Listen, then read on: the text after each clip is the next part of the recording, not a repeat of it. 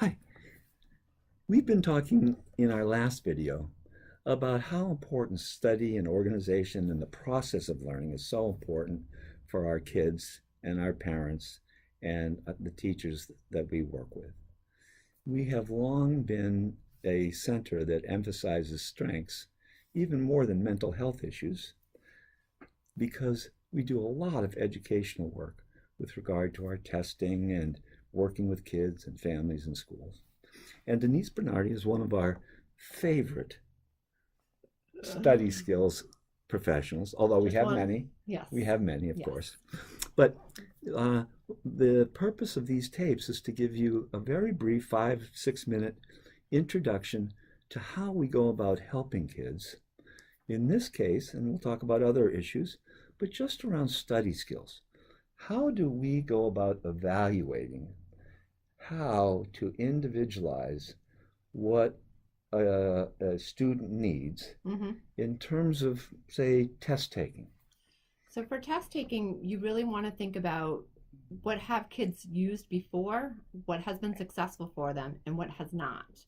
And then from there, you also want to look at that's one piece, and the other piece would be looking at a test they've already taken by that teacher or that professor, and analyzing it. Well, what kinds of questions were on the test? How did you study for that question? Did you think it was material that was right there, or was it an extended thinking question that applied what she was asking, and that's where you got tripped up? Was it true and false? Was it the wording that confused you? So it's looking at how they have studied previously, and also looking at a test by that professor or teacher and seeing what really tripped them up. Was it that they didn't really know the material, or did she apply the concept and they didn't understand how she applied the concept, or was it the wording of a test, or was it they didn't study because they didn't know how and they felt it was overwhelming? And especially for college kids that we work with, to back up about two weeks or 3 weeks and start looking at notes and start thinking of studying and how questions might look can be really overwhelming with everything that they have right in front of them as well. One of the things that I have always appreciated what you've said, and it just comes through to me so strongly, is process-oriented tutoring doesn't study so much about what they studied, but how they studied, How they study. the process. Yes. And the process may take a little time to analyze, right? Right. Absolutely. But it's not just, oh, what did you study and can I help you study Right. that content again? Correct. It's really how does it flow from, inefficiencies to being more aware of and having methods for and strategies to figure out how did you approach it in the past, Right. and how can you more consciously figure out best ways of studying in the future. Right. And it's studying actively.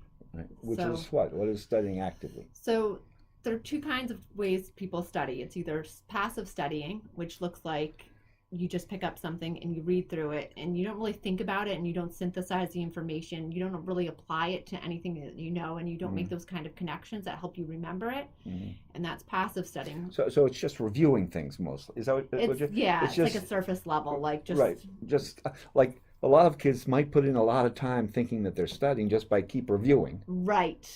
but it's really not active. It's not active. It's not making connections with it. It's not putting into example like a mnemonic device, or thinking about it in relationship to something they already know.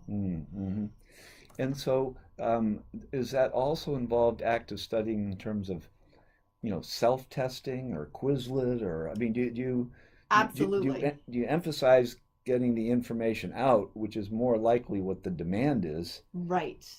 in the classroom when there's a test? Right.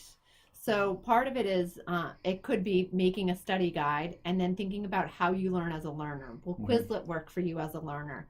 Will thinking about it in relationship to a bigger picture and putting it on index cards and then categorizing everything so that you can remember it better. It's really about efficient studying. One of the things it seems like it would do is to give somebody more confidence going in, because when you just review, you don't really kind of categorize or know so much about what you can get out. Right. But if you're using, note cards or something, Right. it seems like you would know what you know and kind of what you don't know. Right. Absolutely. And you Yeah. can use that information, and then you can, hopefully you'll have time to keep studying Right. and do it in a different way, so you do end up knowing Mhm. everything that you need to know. Yeah, right.